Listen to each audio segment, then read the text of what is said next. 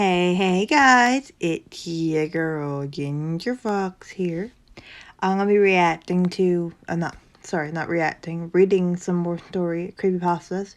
This one called Jeff the Killer. Now, if you haven't heard of Jeff the Killer, he is a really big creepypasta. A lot of people made animations of him, SFM videos, stuff like that of him. So if you love Jeff the Killer, then this video's for you. I don't mind this killer. I mean, he's okay. He's not my favorite creepypasta, but he's okay. I hope you guys enjoyed this video. If you haven't heard this video, you're in for a treat.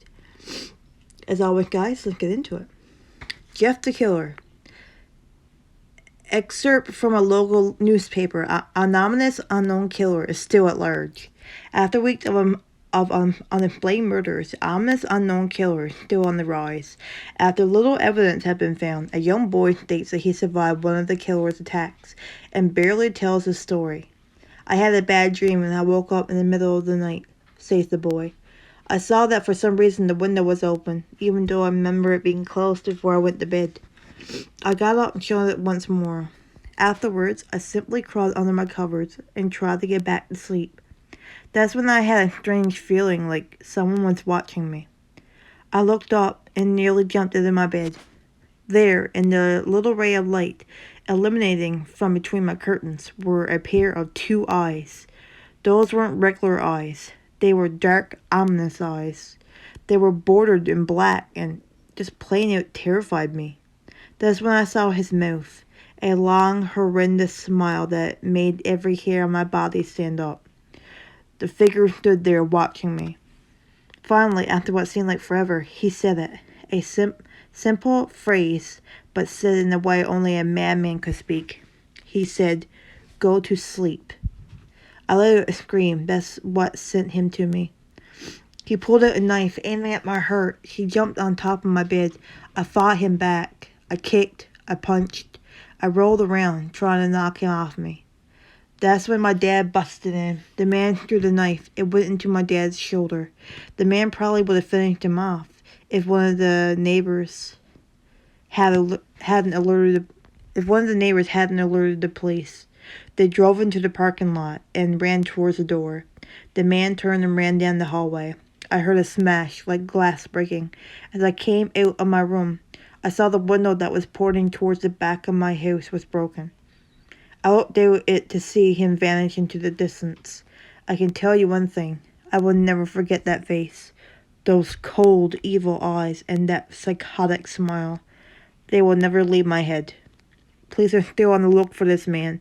If you see anyone that fits the description in this story, please contact your local police department. Jeff and his family had just moved into a new neighborhood. His dad had gotten a promotion at work, and they thought it would be best to live in one of those fancy neighborhoods.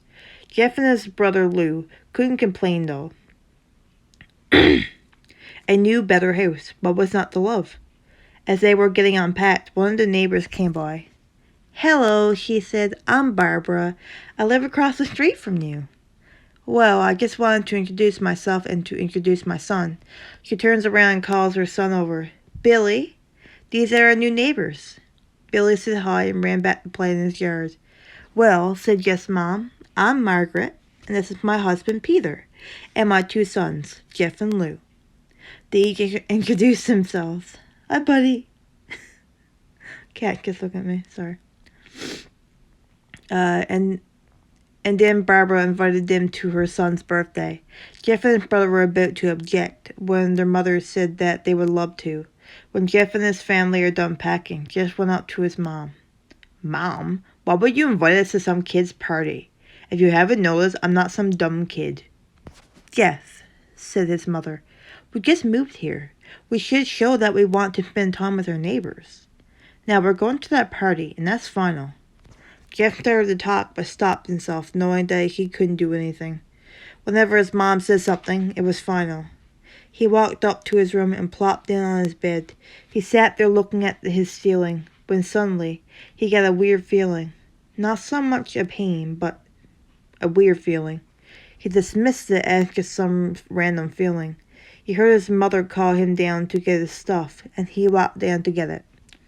The next day, Jeff walked downstairs to get breakfast and got ready for school. As he sat there, eating his breakfast, he once again got that feeling. This time it was stronger. It gave him a slight tugging pain, but he once again dismissed it. As he and Lou finished breakfast, they walked down to the bus stop. They sat there waiting for the bus, and then, all of a sudden, some kid on a skateboard jumped over them, only inches above their laps. They both jumped back in surprise. "Hey, what the hell?" The kid landed and turned back to them. He kicked the skateboard up and caught it with his hands. The kid seems to be about 12, 1 year younger than Jeff. He wears a Aeropostale shirt and ripped blue jeans. Well, it looks like we got some new meat. Suddenly, 2 other kids appeared. One was super skinny and the other was huge. "Well, since you're new here, I'd like to introduce ourselves. Over there is Keith." Jeff and Lou looked over to the skinny kid. He had a dopey face that you would expect a sidekick to have. "And he's Troy." They looked over at the fat kid. Talk about a tub of lard. Oh my god. The kid looked like he hadn't exercised since he was crawling. "And I," said the first kid, "am Randy. Now, for all the kids in this neighborhood, there is a small price for bus fare, if you catch my drift." Lou stood up, ready to punch the lights out of the kid's eyes, when one of his friends pulled a knife on him. "I had hoped you would be more cooperative, but it seems you must do this the hard way." The kid walked up to Lou and took his wallet out of his pocket. Jeff got that feeling again. Now it was truly strong, a burning sensation. He stood up, but Lou gestured him to sit down. Jeff ignored him and walked up to the kid. "Listen here, you little punk. Give back my bro's wallet, or else." Randy put the wallet in his pocket and pulled out his own knife. "Oh? And what will you do?" Just as he finished the sentence, Jeff popped the kid in the nose as Randy reached for his face. Jeff grabbed the kid's wrist and broke it. Randy screamed and Jeff grabbed the knife from his hand. Troy and Keith rushed Jeff, but Jeff was too quick. He threw Randy to the ground. Keith lashed out at him, but Jeff ducked and stabbed him in the arm. Keith dropped his knife and fell to the ground screaming. Troy rushed him too, but Jeff didn't even need the knife. He just punched Troy straight in the stomach and Troy went down. As he fell, he puked all over. Lou could do nothing but look in amusement at Jeff. "Jeff, how'd you—" That was all he said. They saw the bus coming and knew they'd be blamed for the whole thing, so they started running as fast as they could. As they ran, they looked back and saw the bus driver rushing over to Randy and the others. And Jeff and Lou made it to school. They didn't dare tell what happened. As they did, all they did was sit and listen. Lou just thought of that as his brother beating up a few kids. But Jeff knew it was more. It was something scary. As he got that feeling, he felt more powerful. It was the urge to just hurt someone. He didn't like how it sounded, but he couldn't help feeling happy. He felt that strange feeling go away and stay away from the entire day of school. Even as he walked home due to the whole thing. Sorry, I'm laughing at my cat. He's like going around like crazy right now. Near the bus stop, and how now he probably wouldn't be taking the bus anymore. He felt happy. When they got home, his parents asked him how his day was, and he said in a somewhat anonymous voice, "It was a wonderful day." Next morning, he heard a knock at his front door. He walked down to find 2 officers at the door. His mother looking back at him with an angry look. "Jeff, these officers tell me that you attacked 3 kids, that it wasn't regular fighting, and that they were stabbed. Stabbed, son." Jeff's gaze fell to the floor, showing his mother that it was true. "Mom, they were the ones who pulled the knives on me and Lou." "Son," said one of the cops, "we found 3 kids, 2 stabbed, 1 having a bruise on his stomach, and we have witnesses proving that you fled the scene. Now what does that tell us?" Jeff knew it was no use. He could say him and Lou had been attacked, but then there was no proof. It was not them who attacked first. They couldn't say that they were fleeing because, truth be told, they were. So Jeff couldn't defend himself or Lou. "Son, call in your brother. Jeff couldn't do it, since it was him who beat up all the kids. Sir, it was me. I was the one who beat up the kids. Lou tried to hold me back, but he couldn't stop me. The cop looked at his partner and they both nodded. Well, kid, looks like a year in juvie. Wait, says Lou. They all looked up to see him holding a knife. The officers pulled their guns and locked them on Lou. It was me. I beat up those little punks. Have the marks to prove it.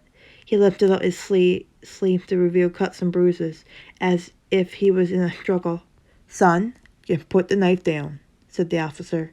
Lou held up the knife and dropped it to the ground. He put his hands out and walked over to the cops. No, Lou, it was me. I did it. Jeff had tears running down his face. Huh? Poor bro. Poor bro. Trying to take the blame for what I did. Well, take me away. The police led Lou out to the patrol car. Lou, tell them it was me. Tell them. I was the one who beat up those kids. Jeff's mom put her hands on his shoulders. Jeff, please, you don't have to lie. We know it's Lou. You can stop. Jeff watched helplessly as the cop car speeds off with Lou inside. A few minutes later, Jeff's dad pulled into the driveway, seeing Jeff's face and knowing something was wrong. Son, what is it? Jeff couldn't answer. His vocal cords were strained from crying. Instead, Jeff's mother walked his father inside to break the bad news to him as Jeff wept in the driveway. After an hour or so, Jeff walked back into the house, see that his parents were both shocked, sad, and disappointed. He couldn't look at them. He couldn't see how they saw Lou when it was his fault. He just went to sleep, trying to get the whole thing off his mind. 2 days went by with no word from Lou at JDC, no friends to hang out with, nothing but sadness and guilt. That is until Saturday, when Jeff is woke up by his mother with a happy, sunshiny smile. Jeff, it's the day, she said as she opened up the curtains and let light flood into his room. What? What's today? Asked Jeff as he stirs awake. Why, it's Billy's party. He was now fully awake. Mom, you're joking, right? You don't expect them to go to some kid's party after. There was a long pause. Jeff, we both know what happened. I think this party could be the best thing that brightens up the past days. Now get dressed. Jeff's mother walked through the room and downstairs to get ready herself. He fought himself to get up. He picked through a random shirt and pair of jeans and walked downstairs. He saw his mother and father all dressed up, his mother in a dress and his father in a suit. He thought why they would ever wear such fancy clothes to a kid's party. Son, is that all you're going to wear? Suggested Mom. Better than wearing too much, he said. His mother pushed down the feeling to yell at him and hid it with a smile. Now, Jeff, you may be overdressed, but this is how you go if you want to make an impression, said his father. Jeff grunted and went back up to his room. I don't have any fancy clothes, he yelled downstairs. Jeff, pick out something, called his mother. He looked around in his closet for what he would call fancy. He found a pair of black dress pants he had for special occasions and undershirt. He couldn't find a shirt to go with it, though. He looked around and found only striped and patterned shirts, none of which go with dress pants. Finally, he found a white hoodie and put it on. You're wearing that? They both said. His mother looked at her watch. Oh no, time to change. Oh no, time to change. Let's just go. She said she heard Jeff and his father out the door. They crossed the street over to Barbara and Billy's house. They knocked on the door and at it appeared that Barbara, just like his parents, way overdressed. As they walked inside, all Jeff could see were adults, no kids. The kids are out in the yard, Jeff. How about you go and meet some of them, said Barbara. Jeff walked outside to a yard full of kids. They were running around in weird cowboy costumes and shooting at each other with plastic guns. He might as well be standing in a Toys R Us. Suddenly a kid came up to him and handed him a toy gun and hat.